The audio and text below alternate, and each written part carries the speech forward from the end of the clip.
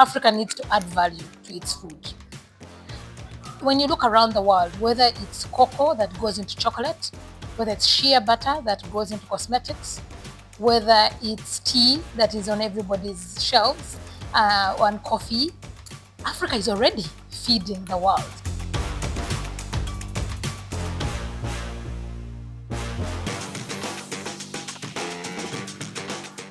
Oh, the young innovators. We just had the Africa Food Systems Forum in Senegal. And as you know, we always have an agri-food exhibition where everybody showcases.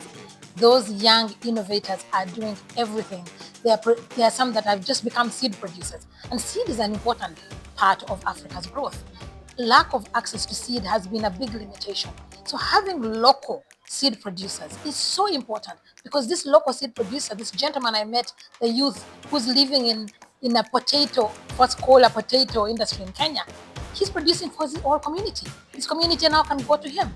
I met another one in Mali also. He used to be an extension worker. Now he is selling agro inputs for his entire community. Just having those homegrown people starting to sell to their communities and provide to their communities, it doesn't make people think like, oh, where am I going to get my fertilizer from? Am I going to have to import it from somewhere? Where am I going to get my seed from? You have local innovators, young innovators, and agriculture is now a place to go for these young innovators, which was never the case.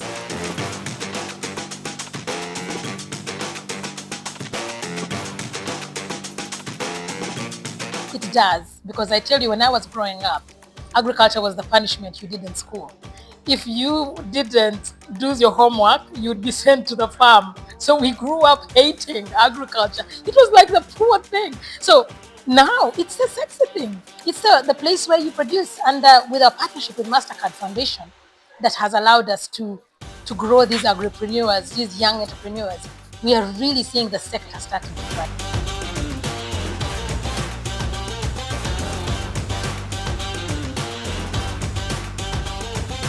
The last word is that we need scale.